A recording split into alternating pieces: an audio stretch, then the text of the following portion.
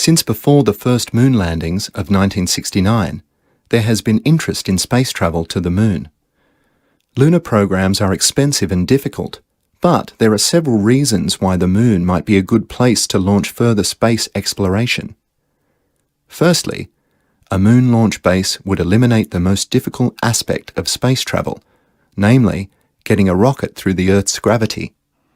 The journey time between, say, going to Mars from Earth rather than from the moon is not significant.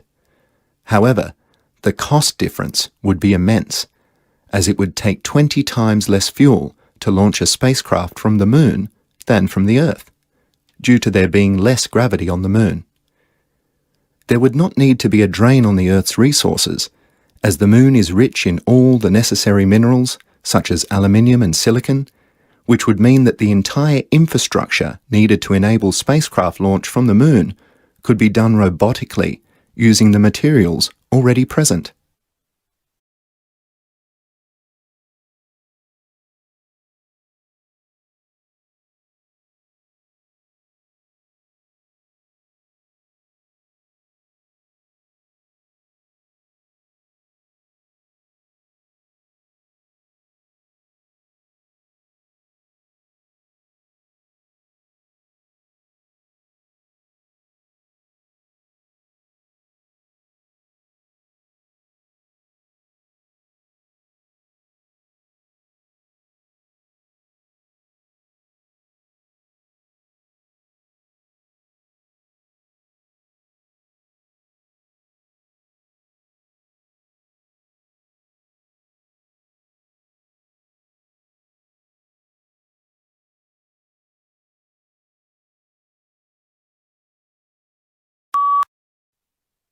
The moon could be a good base to launch spacecraft that would explore the solar system further.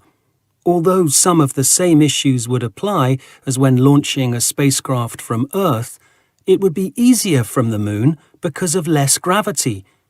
It would be cheaper because less fuel would be needed, and all the materials required to build the necessary infrastructure are already on the moon naturally.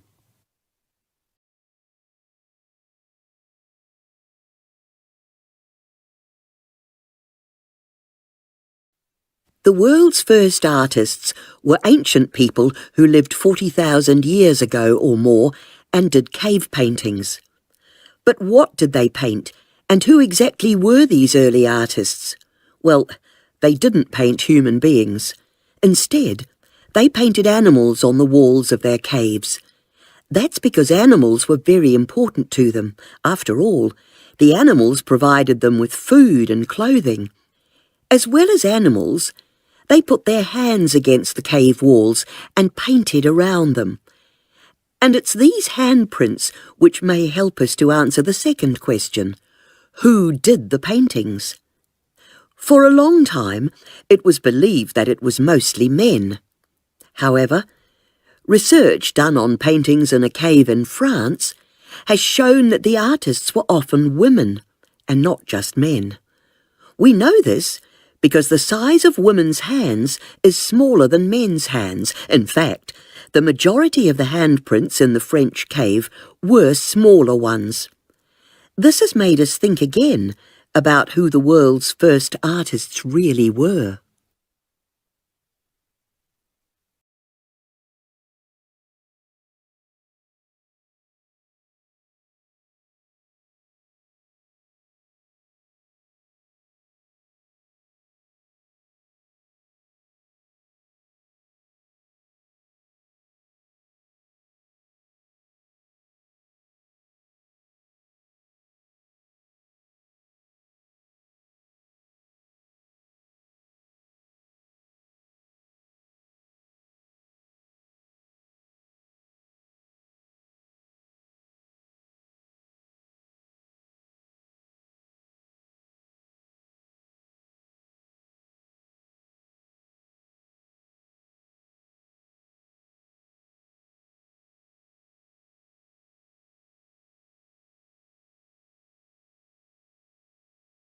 The world's first artists did cave paintings.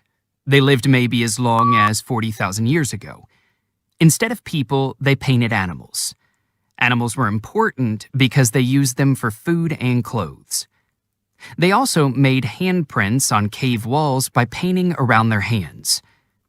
Research on paintings in a French cave showed that both men and women did them.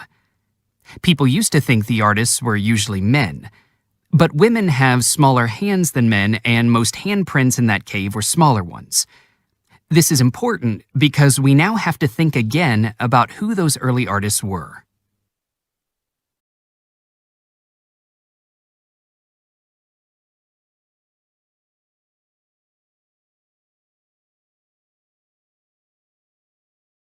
In today's session, we're going to look at an important concept in psychology, which is called the bystander effect. When there's an emergency situation in public, you'd hope that a person nearby would intervene and help, but actually, most people have a tendency to, well, do nothing. That's the bystander effect, essentially. And here's the interesting thing. The more people there are in an emergency situation, the less likely it is that anyone will actually intervene.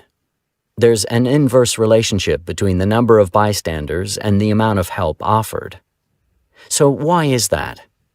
Well, researchers have identified something called diffusion of responsibility. Basically, everyone just assumes that someone else will take charge of the situation instead of them.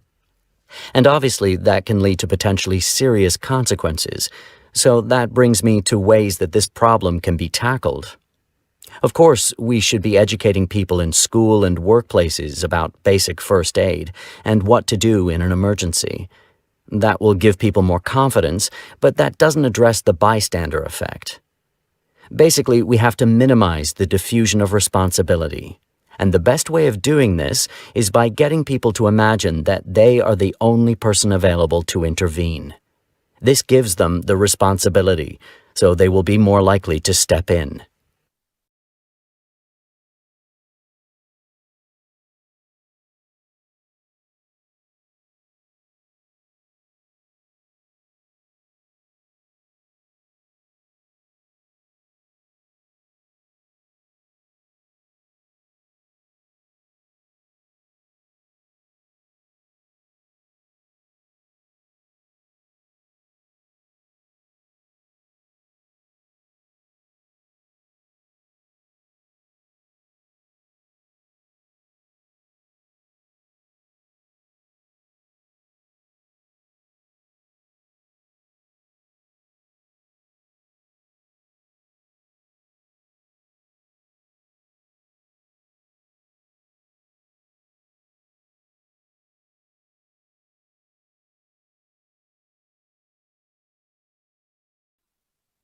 The bystander effect is when people who witness something that they could and should prevent end up taking no action at all. Research suggests that the higher the number of witnesses, the lower the probability that someone will try to intervene. Psychologists attribute this to diffusion of responsibility, because in such situations, everyone is waiting for another person to take action. There are ways that we can reduce the influence of the bystander effect. The key principle is to encourage people to imagine that they are the only person who can take action in a situation.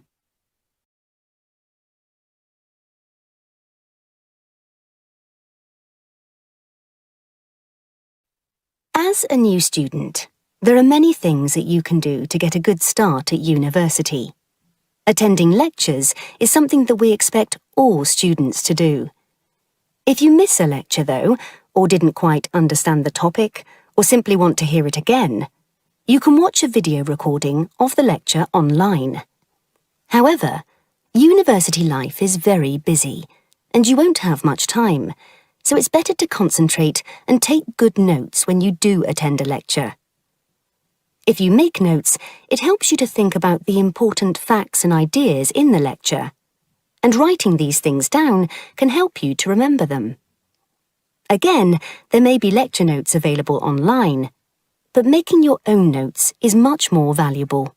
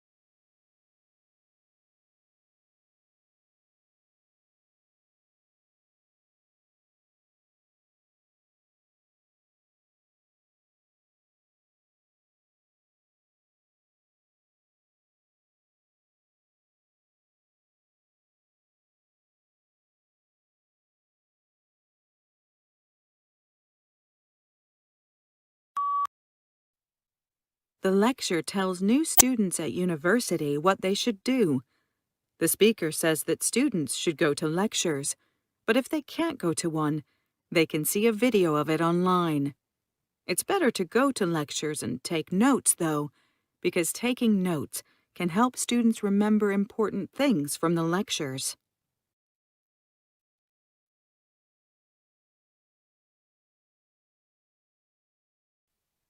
The salt trade has existed for thousands of years and arguably has played an even greater role in shaping the world's economic and social history than products like silk, cotton or spices. Salt mining is still hugely important today, and there are three basic ways that salt can be extracted from oceans or underground sources. So, starting with probably the earliest method, which is solar evaporation. This method is used to extract salt from seawater. Basically, seawater is collected in shallow pools. The seawater dries out when it's exposed to sun and wind. When this happens, a layer of salt is left behind which can be cleaned and harvested. A newer technique is solution mining. This method uses a water solution to extract salt from underground rock sources. Water is injected into the rock and absorbs the salt.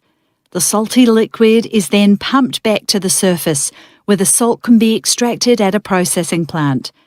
Finally, deep shaft mining is similar to other types of mineral mining. Here, pieces of rock containing the salt are drilled away from the mine shaft. These pieces are then crushed into smaller chunks and transported to the top for processing.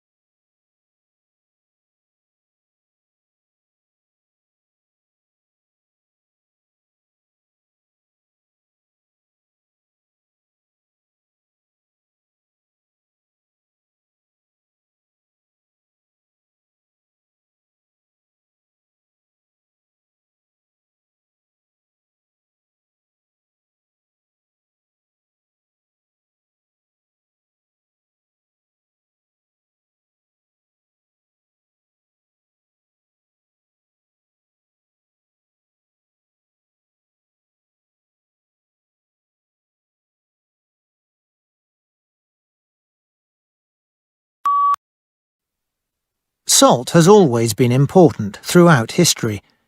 There are three main ways to extract salt.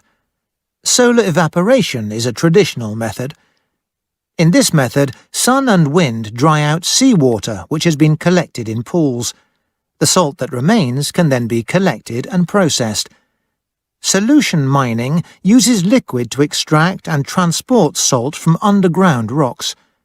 Similarly, deep shaft mining collects salt from rocks, but by drilling and removing pieces of rock which can then be processed.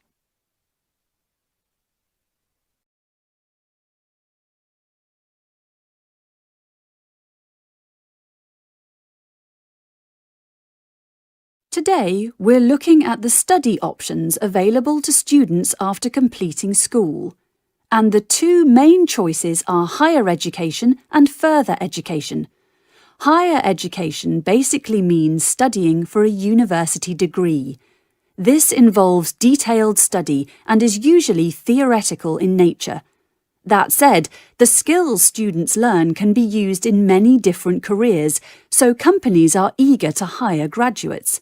However, remember that degree courses are long and costly. Conversely, further education focuses more on practical skills rather than theoretical knowledge. These courses prepare students for a specific job, such as training to be a chef, and offer great practical work experience opportunities. However, as the skills learnt on further education courses tend to be more specialised, they cannot be transferred to other types of career very easily. As you can see, it's important to compare the pros and cons of higher and further education carefully before making a decision.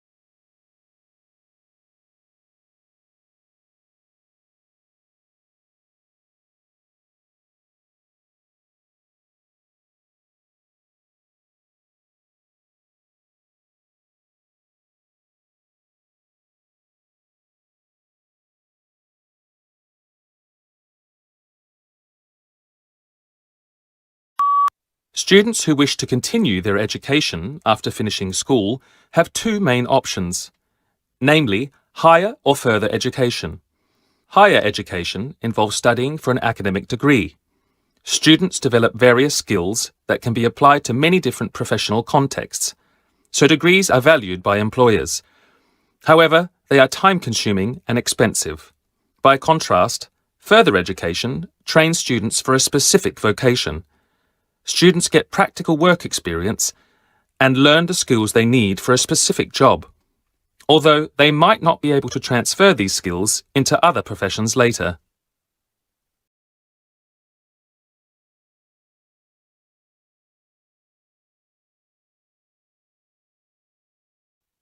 Today, I'm going to talk about the art of paper marbling, which, as the name suggests, is about adding beautiful, colourful designs onto paper. It involves putting a piece of paper onto a tray of special water and paint in order to create unique and detailed designs. As for the history of this art, the origins are not entirely known, although it is believed to have begun in China or Japan. Paper marbling subsequently became very popular in Turkey. Indeed, Turkish paper marbling developed its own particular styles, characterized by brighter colors. This type of marbling gained a lot of popularity in Europe in the 17th century and was used extensively in the publishing industry for book covers, especially in England. It was an attractive and effective way of hiding any minor damage to a book. Nowadays, the art of paper marbling is in decline for various reasons. However, there are attempts to encourage a new generation to discover paper marbling, and social media is a great way to promote it to a new audience. Paper marbling classes are also starting to appear, so perhaps there is hope for this art.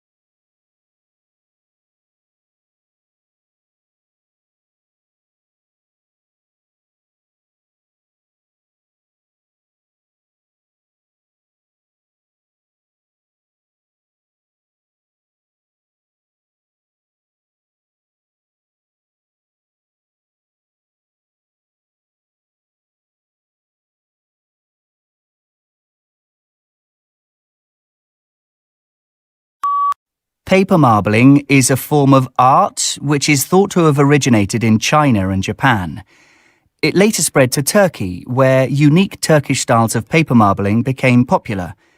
Turkish marbling designs became very popular across Europe in the 17th century, and especially in England, where they were used extensively in the publishing industry. Marbled paper was used in books to cover up any slight damage to a book. Nowadays, this traditional art is far less common, but there are attempts to revive it by encouraging people to take special classes and by promoting it via social media.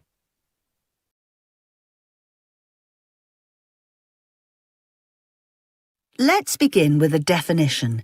Typography is the art and technique of arranging letters and text on a page so that readers can read it easily and it looks attractive so people want to read it. So why does typography matter? Well, we live in a visual world. We're used to figuring out the aim of a document by looking at its style and appearance, even before we start reading it. Whenever we see a document, we form an immediate judgment. We're experts at doing this. Recent research into readers' responses to different types of print designs has revealed some common assumptions readers make when they first see a document. Subjects were presented with carefully designed pages but couldn't read any of the text because it contained words which don't actually exist. Despite this, they could still make important decisions based on how the information was presented. they quickly decided how accurate the content was and the possible use of the document. They also looked at the boxes of texts and images to decide how serious the text might be. If the text boxes were in lots of different colours or shapes and sizes, then these were related to negative qualities. These results confirm that readers respond to how something is designed as soon as they see it.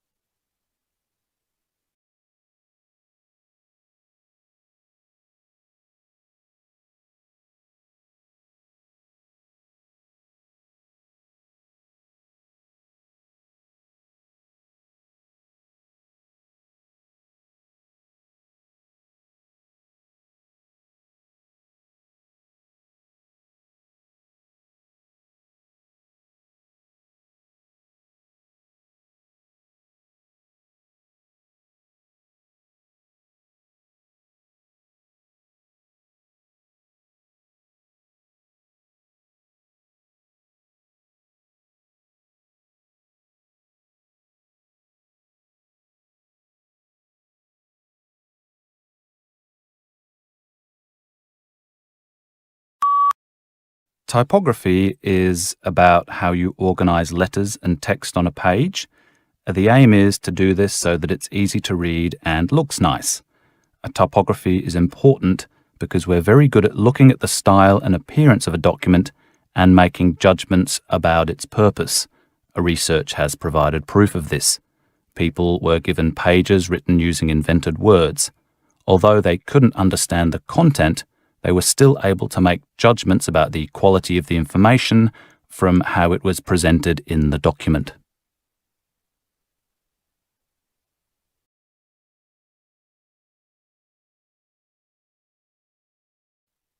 Today's session is about a feature of TV production called canned laughter, a recording of a studio audience laughing inserted into a program. So the finished product sounds as if the studio audience is laughing along as the action unfolds. There are several reasons for the use of canned laughter, which we can divide into technical reasons and creative ones. In terms of technical aspects, canned laughter compensates for the unpredictability of live studio audiences. For instance, some individuals might laugh too loudly or in what producers consider to be the wrong places, or they might even clap and cheer, all of which can interfere with the scene. And of course, canned laughter is also needed when scenes take place outside a studio. However, canned laughter is also believed to enhance the program itself. Research has shown that the inclusion of canned laughter can actually change people's perceptions of what they're watching. It's been demonstrated that viewers are more likely to laugh or have a favourable impression of a scene when they can hear other people laughing.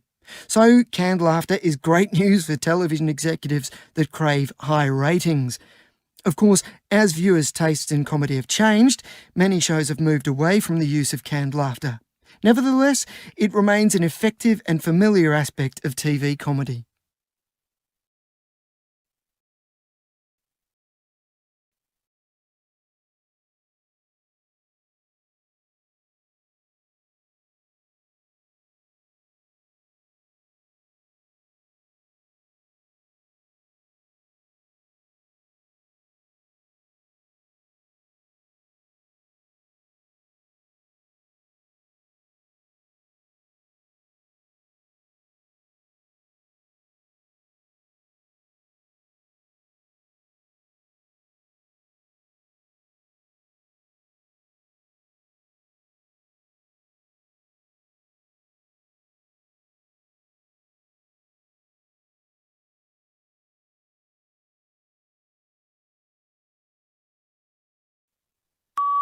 Canned laughter is a sound recording of people's laughter which is added to make it appear as if a live audience is responding directly to the scene.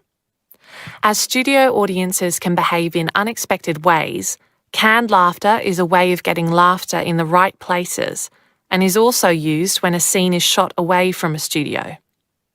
Research has shown that canned laughter can also make a program seem funnier to viewers. People are more likely to laugh when they hear canned laughter during a program. Use of canned laughter is becoming less common, but it's still an important element of TV comedy in many countries.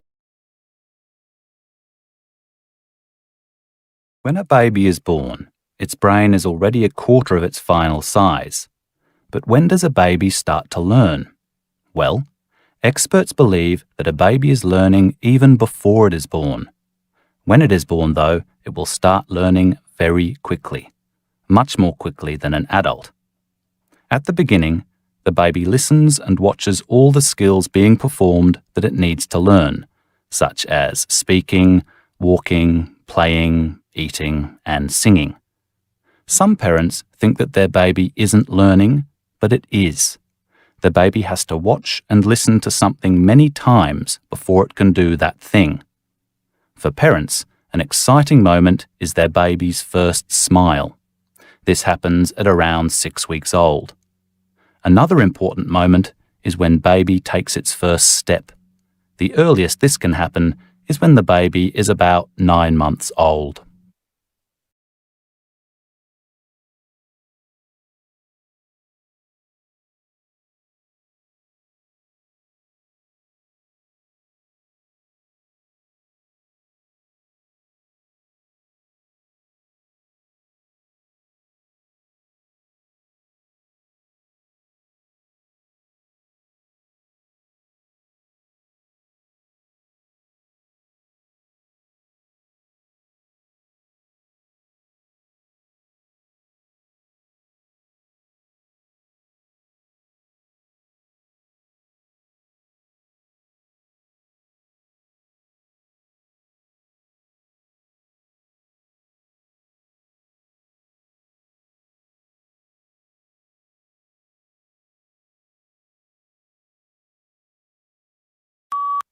The lecture is about babies and how they learn.